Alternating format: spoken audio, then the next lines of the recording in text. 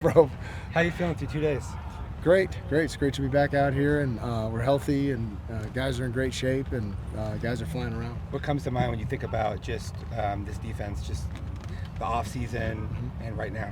Yeah, it just we have great unity. We got great chemistry.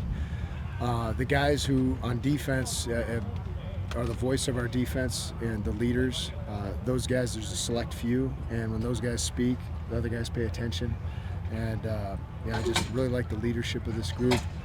They seem like an unselfish group as well, and they're really putting the work in, and they're trying to learn, why we do what we do and when we're going to do it. And guys are helping each other, and it's just a really good feeling.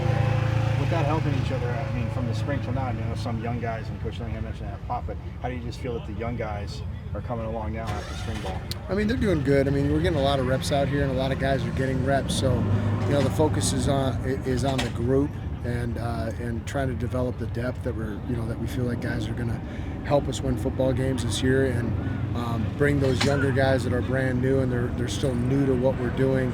We've only added one guy, on defense. We're actually two guys from the spring till right now.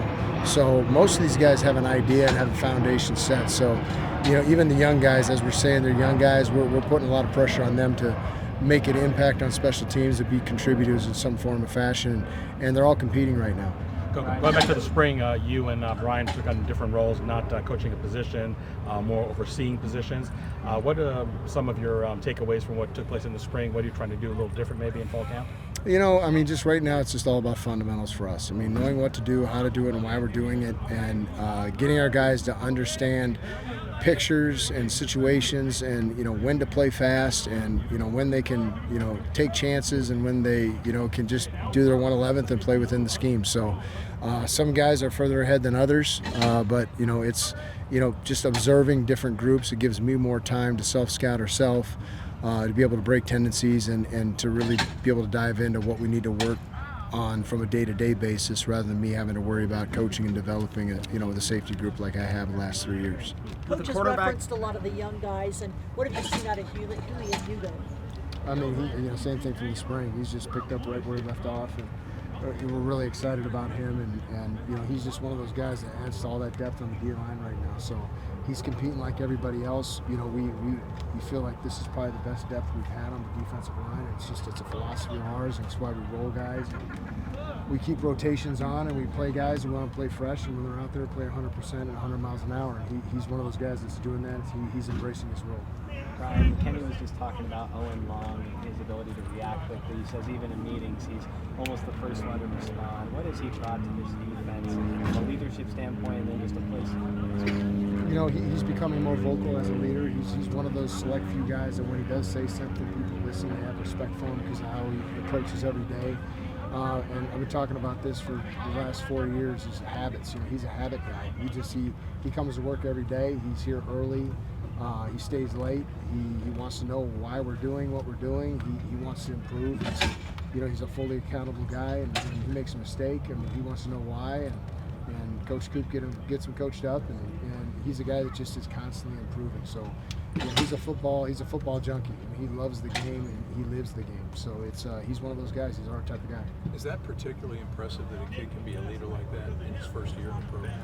Well, leaders, there's guys that want to be leaders, but that they're really not comfortable in that role. And then there's guys that, us as coaches, we try to develop as leaders because we see the impact they can make on our team.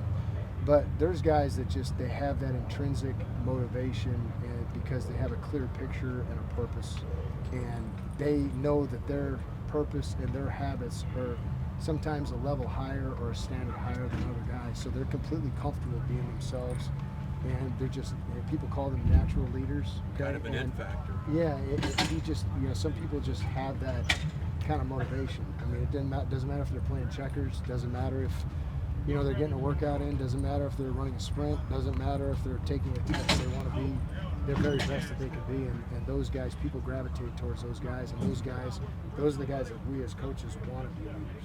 Is CJ Fight more of a leader by example? Because he doesn't look like one of the rah-rah guys. Yeah, but that's another guy that, he's not a rah-rah guy, but when he speaks, people listen. He doesn't say much, and he chooses his words. And he chooses the right times when to speak to the team.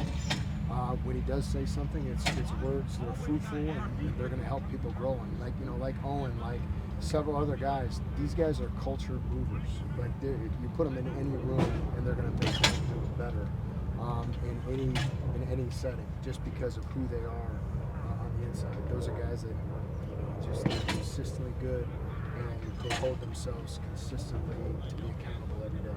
You have a lot of versatility with your safeties and nickels, and you're moving these guys around so they learn everything, obviously.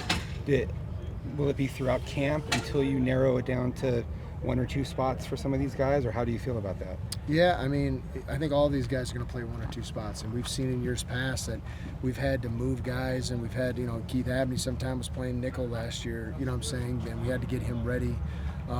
Sometimes in worst case scenario, emergency situations or specific situations. So it's just kind of our philosophy. We try to teach concepts and then move guys into the best position, so we're never ever pigeonholed by a depth chart. We're always putting our best players on the field.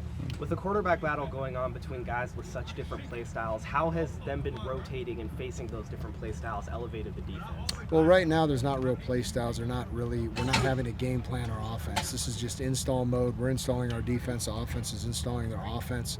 And that's why you got to kind of look through this with rose-colored glasses. I mean, right now, both sides of the ball, we're trying to develop. And we're trying to develop, not trying to trick each other. We're not trying to game plan each other. We're trying to get our defenses in so our guys have familiarity with them, and we can work on the things that are important, things that win games, running to the football, playing with great effort, playing with great leverage, tackling, your footwork, block protection, block destruction. You know what I'm saying? Being able to see a pass set, a run set, being able to see different things. We're trying to really narrow down, hey, listen, this is just what we do. This is why we do what we do. And we're trying to get our guys to play fast in those situations. So, I think on the offensive side of the ball, it's a little bit different than the defensive side of the ball. But in terms of the core principles of what we're trying to get done right now, it mirrors the program philosophy of our head coach.